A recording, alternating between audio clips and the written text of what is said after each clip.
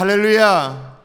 여러분, 오늘 11월 첫 금요 성령필을 맞이했는데 오늘 좀 차분하게 한 편의 시로 한번 시작해 보도록 하겠습니다. 양병호 시인의 시예요. 이제 느리게 살자. 이제 느리게 살자. 빠른 것 뒤쫓다 보니 시계도 빨리 달려 나 모르는 사이에 청춘도 가버렸구나. 허겁지겁 살다 뒤돌아보니 벌써 인생의 가을, 경고도 신호도 없이 무정한 세월이요. 이제 느리게 살자. 하다 못하면 체념이 자유롭다. 지치면 쉬어가면서 아주 느리게 살면 세월도 더디 가리니. 프랑스의 수필가이자 철학교수 피에르 쌍소가 쓴 느리게 산다는 의미라는 책이 있어요. 느리게 산다는 것의 의미. 1998년도에 이 책이 프랑스사에 소개되자 출간되자마자 그곳 지식사회에서 엄청난 반향을 불러일으켰던 책이에요. 이 책의 서두에 프랑스의 이 철학가 피에르 쌍소는 뭐라고 했냐면 역시 같은 철학자죠. 파스칼의 말을 인용하면서 이렇게 말합니다. 인간의 모든 불행은, 철학자가 한 얘기지만 너무 심플하고 단순한, 누구든지 다 알아먹을 수 있는 얘기합니다. 인간의 모든 불행은 단 한 가지, 고요한 방에 들어앉아 휴식할 줄 모르는 데에서 비롯된 것이다 라는 거예요. 그러면 저자는 뭐라고 말하냐?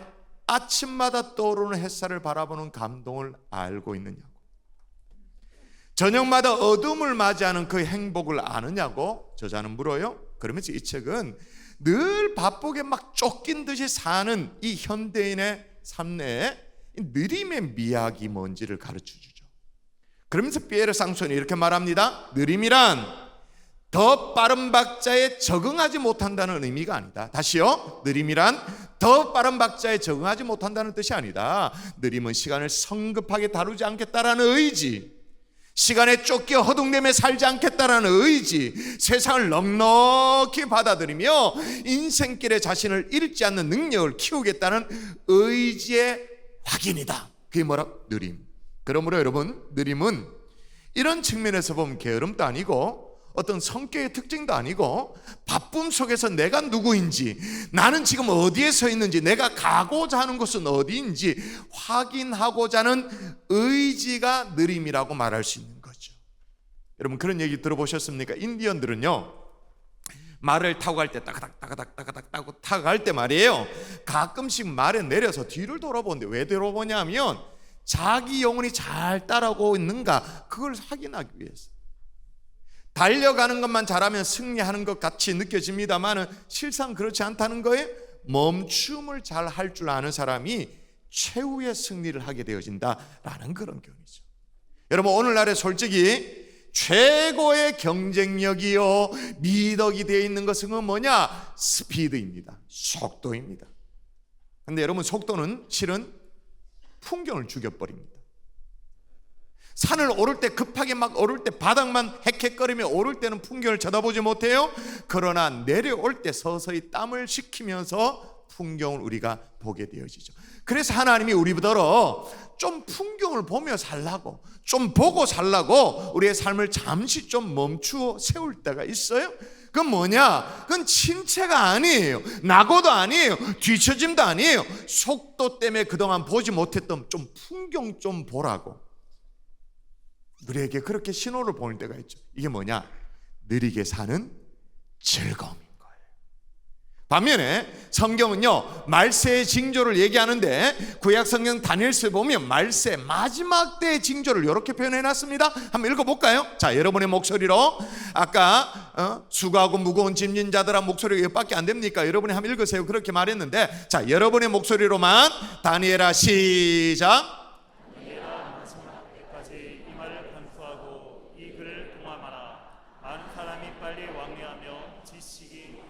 예, 마지막 때 말세의 징조를 설명하고 있는데 뭐라 말합니까? 빨리 왕래하며 지식을 더하리라. 오늘날 우리가 살고 있는 이 시대는요, 스마트폰 클릭 한 번으로 완전 전 세계 사람들과 왕래하잖아요. 지식을 유통하는 그런 시대 아닙니까? 그리고 막 수많은 정보가 모아지는 빅데이터의 시대라고 말할 수 있어요. 이 시대는 더 빠른 속도를 요구해요. 속도를 거부하며 살 수는 없어요. 그러나 여러분 잘 보세요. 우리 그리스도인들마저 이 말세의 징조 그대로만 살아야 할까요, 우리가? 말세 징조대로만 우리가 살아내야 될까요? 그냥 이렇게 떠내려가듯이 그렇게 살아야 할까요? 여러분, 우리의 사명 중에 하나는 속도로 잃어버린 풍경을 되찾는 거죠. 무엇보다도 물질에 팔려버린 영혼들을 다시 되찾는 거죠. 그래서 우리 주님이 뭐라고 다시 한번 읽습니다. 큰 소리로 시작. 수고하고 무거운 짐진 자들아 다 내게로 오라 내가 너희를 쉬게 하리라. 여기 보니까 다 내게로 오라 내가 너희를 바쁘게 하리라가 아니에요. 다 내게로 오라 내가 수많은 사건과 유수로 가득 채워주마가 아니에요. 내가 더 많은 스케줄 안겨주리라가 아니에요. 내가 너희로 가성비를 높여주고 실력을 세터로 하고 효율을 높여주리라가 아니에요. 내가 너희를 쉬게 하리라. 다시 말하면 내가 너희로 느리게 사는 즐거움을 배우도록 하리라. 그래서 오늘은요, 어쩌면 한 번도 생각해 보지 못한 이 느림에 대해서 곰곰이 한번 생각해 보고 묵상하는 그런 시간을 가져보려고 합니다. 여러분 괜찮으시겠어요? 괜찮으시겠어요? 그럼 따라 하십시다. 느림이란 여유를 갖는 삶이다. 이건 뭐 상식이지. 느림이 여유. 근데 이 상식이요, 이 평범한 상식이 우리의 삶을 굉장히 풍요롭게 만들어요. 앞서 얘기한 것처럼 느림이란 더 빠른 박자에 적응하지 못한다는 의미가 아니라고 말했죠. 느림이란 여유를 갖고 살아낸다라는 거예요. 여러분, 예수님께서 마르다와 마리아의 이 자매의 집에 초청을 받았던 그런 기록이 있어요. 그 사건 아시죠? 언니 마르다는 예수님을 대접하기 위해서 준비한다고 막 분주했습니다. 동분서주 막. 근데 동생 마리아는 예수님 발 앞에 앉아서 예수님 말씀을 차분히 듣고 있었어요. 동생을 바라보니까 밑갈스러웠겠죠. 언니는 막 바빠 죽겠는데 자기는 막 힘들게 종종거리면서 정신없이 일하고 있는데 동생 마리아는 도와줄 생각을 안 하고 있다고 생각하니까 좀 미웠겠죠. 그래서 예수님께 볼멘소리를 해요. 마리아더러 언니를 좀 도와주라고 좀 선생님 그렇게 말해주세요 라고 그렇게 말합니다. 그때 주님이 하신 말씀이 아주 의미심장해. 한번 읽어볼까요? 마르다야 시작.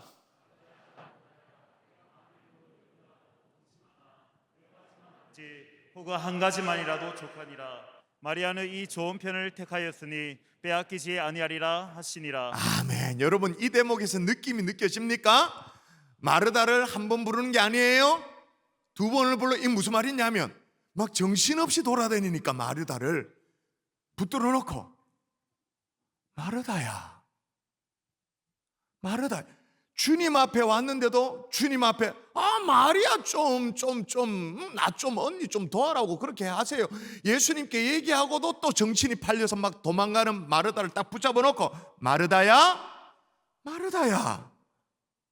네가 많은 일로 염려하고 근심하나 몇 가지만 하든지 한 가지만 해도 족하다. 그 다음 중요하죠. 마리아는 이 좋은 편을 택하였으니 빼앗기지 않는다. 여러분 생각해 보십시오. 이 마리아가 택한 이 좋은 편이 뭘까요? 좋은 편 뭐죠? 주님 앞에서 여유 있는 삶, 더 행복한 삶, 그걸 선택했기 때문에 빼앗기지 않을 거다, 포기하지 않을 거다 그렇게 말합니다. 우리 주님은 많은 일로 분주해지고 염려와 불평이 쌓이게 된다 그렇게 말하고 있는 거예요. 바쁜 일상을 좀 멈춰서라도 여유 있게 주님의 말씀을 들으라는 거예요.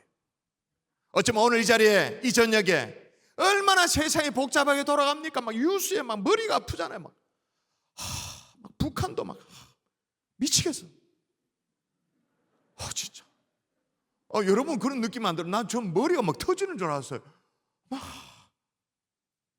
그나마 지금 이 자리에 여러분이 이 자리에 나온 건 뭐예요? 한 주의 삶을 좀 잠시 멈추고 뭐 하는 거예요? 주님 앞에 나와 삶의 여유를 되찾는 영적인 의미가 있는 거죠. 할렐루야. 또 한 번은 예수님에게 이런 사건이 있었어요. 현장에서 간음하다 잡혀온 여인을 서기관과 이 바리새인들이 붙잡아가지고 막 혈기등등하게 예수님 앞에 딱 갖다 세웠습니다. 아주 그 동네가 막 발칵 뒤집어졌죠. 이런 일들이 어떤 이스라엘 가운데 있을 수 있냐 그러면서 그들은 뭐라 예수님께 모세의 율법에는 현장에 간음한 이 여인을 돌로 치라고 했는데 선생님이 어떻게 처분하리까? 이건 다분히 예수님을 막 코너로 몰아세우기 위한 그런 어떤 전략, 못된 전략 아닙니까? 올무를 딱 놓고 있는 상황 아닙니까? 자, 그러면 여러분 생각해 보십시오. 어느 쪽의 마음이 지금 더 급합니까? 어느 쪽의 마음이 더 막 급하고 당황스러워? 예수님 쪽일까요? 바리새인 쪽일까요? 당연히 막 코너로 몰리고 올무에 딱 놓여 있는 예수님 쪽이 훨씬 더 급하고 마음이 당황스럽죠. 근데 예수님은 어떻게 하셨냐? 급하게 이 위기를 모면하려고 시도하지 않았어요. 오히려 막 씩씩거리면서 고발하는 이들은 급하게 그 아침 새벽에 때려 몰려와가지고는 그 여인을 딱 무릎 꿇어 놨잖아요. 근데 예수님은 이 상황을 성급하게 다루지 않아요. 천천히 몸을 굽혀가지고 땅에 뭘 써. 혈기등단 이 바리새인들 서기관 앞에서 예수님은 코너로 몰렸긴 하지만 여유를 잃지 않아요. 급해진 이 바리새인들 서기관들 계속 막 다그치지 물어요. 자, 볼까요? 제가 한번 읽어볼게요. 그들이 묻기를 마지 아니하는지라. 이 무슨 말이에요? 그들이 묻기를 마지 아니하였다. 다시 말 재촉했다 그 말인 거예요. 이에 일어나 이르시되 너희 중에 죄 없는 자가 먼저 돌로 치라 하시. 그러니까 막 오히려 바리새인들이 막 재촉하는데 예수님은 딱 한 말씀. 너희 중에 죄 없는 자가 먼저 돌로 치라. 그러시고는 또 어떻게 해요? 다시 몸을 굽혀 손가락으로 땅에 쓰시니. 다시 몸을 굽혀서 손가락으로 땅에 뭘 쓰셨대요. 그걸 보고 여기에 모인 사람들이 양심의 가책을 느껴서 한 명, 두 명씩 다 떠나갔다라는 성경 기사 아실 거예요. 이런 긴박한 상황 속에서도 조금도 흔들림이 없는 완전 뭐랄까 태산가도 같은 예수님의 이 여유, 이게 느껴지세요? 이게 바로 뭐야? 느리게 사는 즐거움인 거죠. 여러분, 뭐가 여러분을 그렇게 바쁘게 만드나요? 일이 많아서 정말 바쁜가요? 아니죠. 실은 내 내면을 더 들여다보면 막 마음이 바쁜 거예요. 여유가 없는 거예요. 여러분, 스피드가 강조되어지는 오늘날의 사회 속에 살아남기 위해서는 매일 쉼없이 반복되는 속도의 경쟁 속에 사실 살아야 합니다. 그런데 여러분 반드시 아셔야 될 게 뭐냐? 세계적인 명차들 있잖아요. 막 쭉쭉빵빵 막 명차들, 람보르기니, 페라리 막 이런 거 있잖아요. 그런 명차들, 스포츠카들 말이에요. 시속 뭐 몇백 킬로 이런 뭐 우습죠. 정지 상태에서 엑셀 밟으면 100km를 이루는데 몇 초밖에 안 되는 엄청나죠. 마력이 몇백 마력 떨어지는 그런 차들, 이런 명차들이 스피드 못지않게 중요한 걸 아십니까? 브레이크의 기능이죠. 브레이크가 잘 드는지 않는다, 브레이크가 부실하다, 그러면 이 차는 아무리 뭐 람보르기니 해도 명차의 반열에 올라갈 수가 없어요. 어떻게 해요? 중고차 시장에서도 팔리면 안 되는 차예요. 그거는 브레이크가 안 들으면. 여러분, 속도 경쟁 속에 살아가지만 우리의 삶의 여유는 뭐와 똑같냐면 브레이크와 똑같은 거예요. 여유가 없으면 내 삶을 성찰할 수가 없어요. 여유가 없으면 내 주변 사람을 돌아볼 수가 없어요. 여유가 없으면 그냥 막 와 하며 폭주하며 사는 거예요. 여러분, 내일 이 뮤지컬 갈라 콘서트가 있다고 이렇게 현수막이 붙여져 있습니다만은 내 주변에 잃어버린 영혼들, 지친 영혼들, 상처받은 영혼들, 낙심한 영혼들 조금이라도 주님께로 인도하는 그런 시간을 교회가 마련했습니다만은 어떻게 할 수가 없어. 여유가 없으면.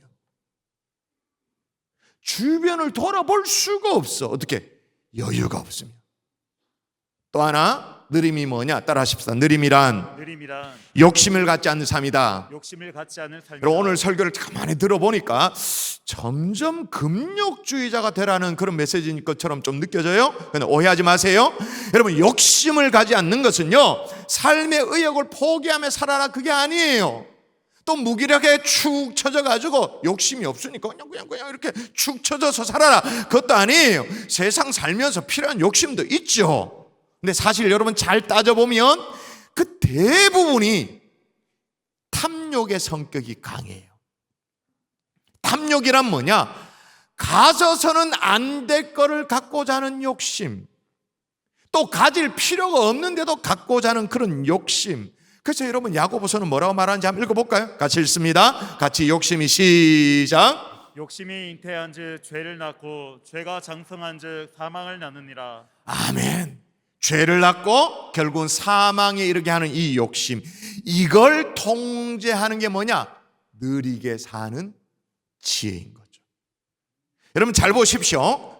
욕심은요, 여러분 생각해 보십시오. 욕심은요, 사람을 바쁘게 만듭니다. 물질에 대한 욕심이 생기잖아요. 명예에 대한 욕심, 이럴 때면 이성에 대한 욕심 있잖아요, 그죠? 남녀.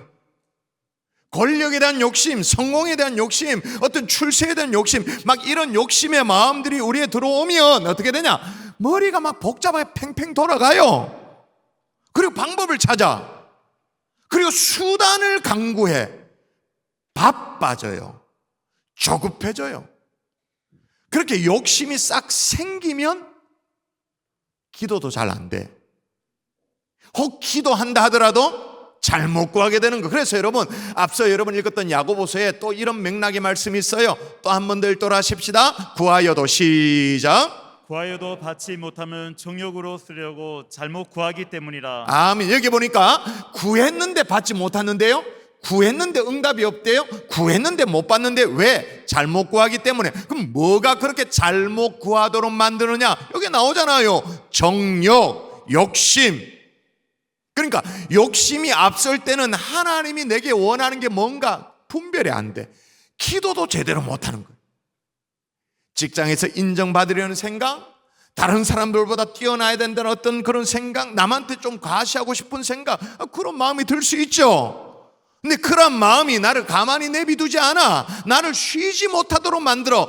차 한 잔의 여유 속에서 하나님의 말씀 한 절을 묵상하지 못하도록 만들어요. 진지한 기도를 제대로 못하게 만들어요. 여러분, 많은 성공학자들은요, 유대인들의 성공 비결이 어디냐? 여기서 안식일에서 찾아요. 그리고 안식년에서 그 이유를 찾아요. 막 정신없이 막 욕심에 이끌려가지고 정신없이 살다가도 정기적으로 이걸 끊어보는 시간이 끊어. 욕심을 제도적으로 통제해보는 거예요. 그게 뭐냐? 안식일, 안식년. 그게 오히려 더 영육을 재충전시키더라, 그 말. 이건 역사적으로 증명됐습니다. 여러분 잘 아시는 프랑스 혁명 때, 좀 지나갔습니다만 옛날 프랑스 혁명, 이게 무신론자들이 혁명이라고 말할 수 있는데, 혁명이 끝나고 난 이후에 혁명 주체들이 말이에요, 사람들의 노동시간, 노동량을 조정했습니다. 욕심이 생겼죠. 그래서 7일에 하루를 쉬는 것이 아니라 열흘 중에 하루를 쉬도록. 그래서 1일부터 9일까지 쭉 계속 일을 하고 10일이 되면 공휴일을 주고 그 다음에 11일부터 19일까지 계속 20일이 되면 쉬고 이렇게 했어요. 왜? 지금 그 당시 프랑스는 다른 유럽 국가에 비해서 낙후됐거든요. 빨리 국가를 일으켜야 되는 어떤 욕심이 작동된 거예요. 국가 발전을 시켜야 된다, 이런 욕심이 있었던 거죠. 그래서 10일 휴무제를 도입해서 적용했어요. 어떻게 됐을까요?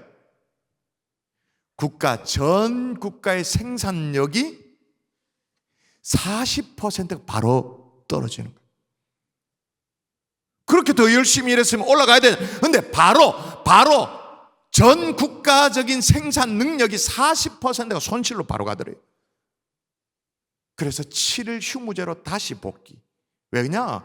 우리는 알죠. 그걸 알죠. 창조의 원리가 여기 있기 때문에.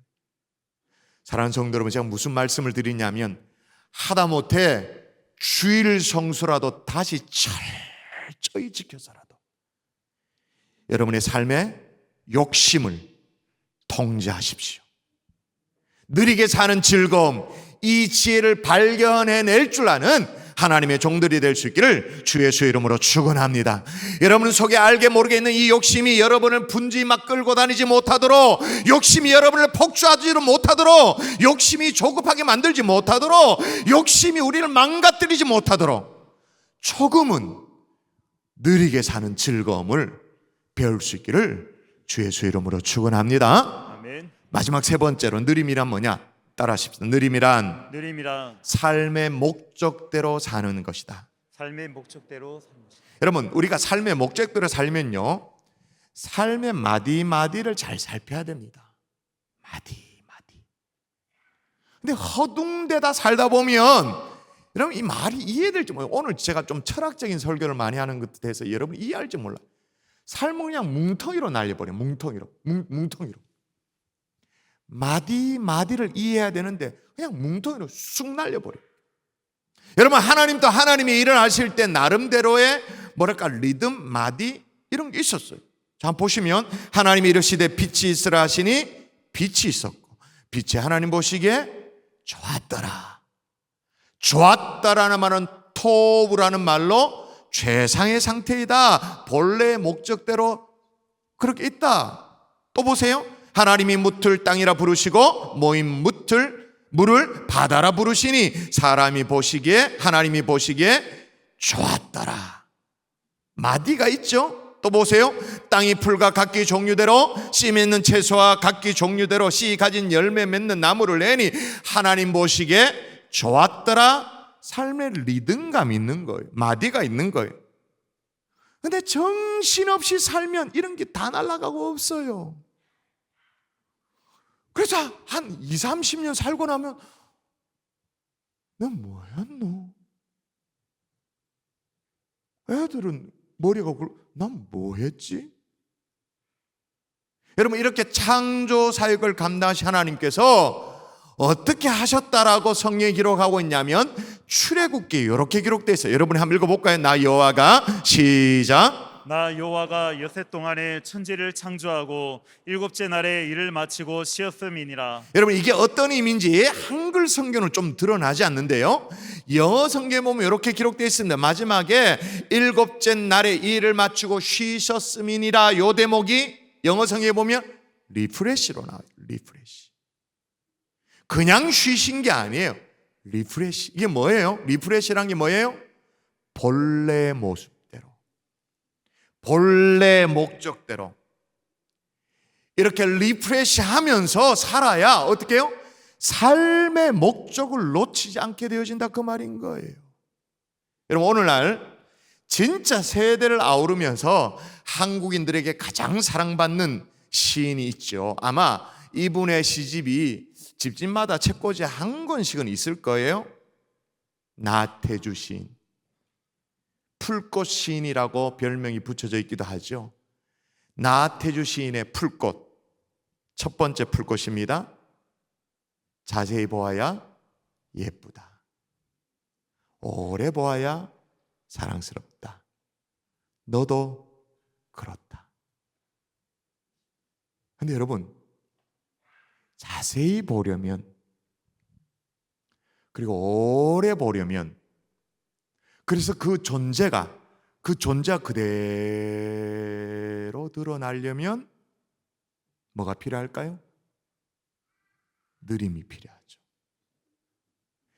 빨리 달리는요, KTX 고속열차는요, 풍경을 감상할 수가 없어요. 아무리 풍경을 감당한다 하더라도 스쳐 지나는 게 전부예요. 아무리 내가 사랑하는 그 연인이 기찻길 옆에 서 있다 할지라도, 손을 흔든다 할지라도, 내 사랑은 정말 눈에 넣어도 안 아픈 그런 내 아들, 내 새끼가 그 옆에 서 있다 할지라도 볼 수가 없어. 인식할 수가 없어요. 근데 그 옛날에 완행열차는요, 창가를 바라보면서 산도 감상하고 시골 마을도 감상하고, 요즘 같으면 뭐예요? 황금 들려 물결 치는 것도 감상을 하고, 길 가다 동네 아줌마들이 손 흔드는 것도 그걸 보고 같이 손 흔들어주고. 여러분, 잘 들으셔야 됩니다. 삶의 목적은 고속열차에서 발견할 수 있는 게 아니에요. 완행열차에서 자세히 보아야 예쁘다, 오래 보아야 사랑스럽다, 너도 그렇다. 나태주 시인의 작품을 소개한 김에 하나 더 소개하면 풀꽃 두 번째 시가 있습니다.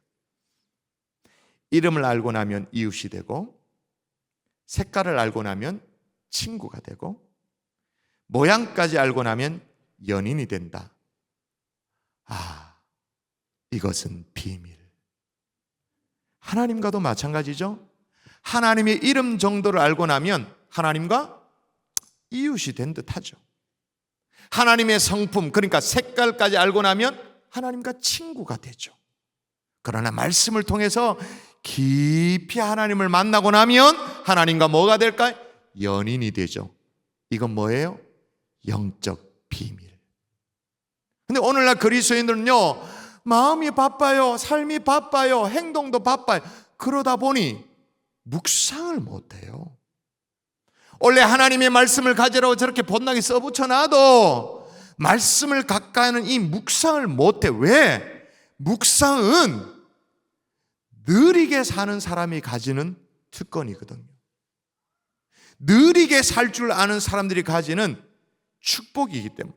이제 곧 있으면 이제 내년도 2023년도에 이제 제자훈련생을 모집하게 되어집니다. 여러분, 제자훈련생, 사유훈련생의 꽃이라고 말할 수 있는 것은 D형 큐티 아닙니까? 제가 뭐 특세 때도 말씀드렸나요? 언제 말씀드렸죠? D형 큐티. 하나님의 말씀을 곱씹고 묵상하고 그 말씀을 내 심령에 채우고 그 말씀이 어떻게 역사하는지 막 관찰하고, 그러려면 말씀 앞에 좀 느리게 머물러야 돼요. 있어야 돼요. 근데 오늘날의 그리스도인은 묵상도 후다닥 해쳐버려. 그냥 패스트푸드식으로 그냥 끝나버려. 말씀 앞에서도 머물 수가 없는 거예요. 여러분, 미국의 플로리다주에 가면, 플로리다주는 이 고속도로를 부르는 명칭이 좀 달라요. 보통 하이웨이, 프리웨이 그렇게 말하는데, 이 플로리다주에 있는 고속도로 특별한 명칭인데 그게 뭐냐면 턴파이크라는 고속도로 명이 있습니다. 턴파이크. 쫙 끊임없이 이어지는 그런 고속도로를 달리다 보면 막 속이 다 시원하죠. 이 고속도로를 그냥 뭐 적어도 우리 키로수로 한 150, 160 이 정도를 그냥 2시간, 3시간 브레이크에 발을 안 올리고도 그냥 계속 갈 수 있는. 제가 몇몇 교육자들에게 얘기했어요. 그렇게 쫙 달리다 보면 이 플로리다 제일 끝부분에 보면 키웨스트라는 곳이 있습니다. 키웨스트. 섬들이 이렇게 있는데, 섬과 섬을 연결해서 계속 고속도로가 연결되어지는 거예요. 그 끝에 뭐가 있냐면 해밍웨이의 생가가 있어요. 제가 거기에 가봤거든요. 아, 그래서 노인과 바다가 그래서 탄생하게 됐구나. 쫙 섬들이 있는데 섬 사이에 막 고속도로 연결 쫙 하다 제일 끝에 해밍웨이 생가가 있는. 그렇게 막 멈춤이 없이 한 2시간, 3시간 좀 달리잖아요. 그러면 어떤 순간에 뭐냐면 운전대를 잡았는데 이걸 뭐 조작할 필요가 없어. 그냥 이렇게 뭐 틀 것도 없어. 그냥 계속 있어. 그냥 엑셀에 발만 올려. 그러면 약간 어떤 순간에 온지 아세요? 몽롱해지거든요. 진짜요. 그래서 중간중간에 뭐가 있냐면 무료 세차장이 있어. 무료 세차장. 우리 같으면 휴게소가 있는데 그런 게 아니라 무료 세차장이 있는 거예요. 주 정부가 재정을 엄청나게 투입해가지고 만들어 무료 세차장이 있어요. 왜냐하면 그렇게 계속 질주를 하면 왜 달리고 있는지를 잊어버리니까, 지금 어디로 가는지를 잊어버리니까. 그렇게 정신없이 달리다 보면 실제로 자동차에도 막 물이 오거든요. 막 김나고 뚜껑 열리고 이렇게 되어지거든요. 그리고 고속도로 한가운데 있는데 기름이 앵꼬가 나. 실제로 그렇게 계속 가다 보면. 그래서 막대한 재정을 투입하더라도 중간중간에 무료 세차장을 만들어 놓는 거예요. 왜? 쉬면서 방향을 찾으라고. 여러분, 느림은 삶의 목적을 찾게 해줍니다. 아멘이 그밖에 없습니까? 다시요. 느림은 삶의 목적을 찾게 해줍니다. 아멘. 말씀의 결론을 맺을게요. 여러분, 근데 여러분이 이게 오늘 말씀이 확 와닿지 않을 거예요. 왜 그러냐? 제가 알아요. 우리 문화에는요, 느리다라는 말이 경멸의 표현으로 종종 쓰이거든요. 예를 들면 뭐 IQ 테스트를 했는데 IQ가 낮은 사람, 뭐 이렇게 표현하, 느리고 좀 둔하다 이렇게 표현하잖아요. 그러니까 우리 속에 별로 느리다는 게 좋은 기억이 없어요. 근데 그게 좀 잘못된 생각이에요. 왜냐하면 그게 잘못된 생각이라는 게 오늘 그렇게 재빠르고 막 스마트폰으로 척척척 뭐든 하고 물건도 주문하고 뭐 예약도 다 하고 그렇게 해내는 사람들이 말이에요. 여러분, 현대인들이 하루에 평균 이 스마트폰을 펼쳐보는 게 2617번이랍니다. 이게 에버리지 2617번. 그러니까 여러분, 시편에 보면 내가 여호와를 항상 내 앞에 모시며 라는 그런 대목이 있는데, 오늘날 현대는 그렇지 않아. 내가 스마트폰을 내 손에 모시며, 스마트폰을 모시며, 여호와 하나님을 모시며가 아니야. 스마트폰을 모시며 살아. 자, 그러면 오늘날 사람들이 더 지혜로운가? 글쎄요. 자기 내면을 잘 이렇게 성찰하고 자기 인식이 잘 돼 있는가? 내가 어떤 존재인가? 자기 성찰, 자기 깨달음이 잘 되고 있는가? 글쎄요. 자기 내면의 생각을 적으라고 말하면 아마 한 페이지 적는 것도 이걸 못해서 꺽꺽거릴걸요? 그럼 더 행복한가? 천만에. 그럼 왜 많은 사람들이 이렇게 생을 포기합니까?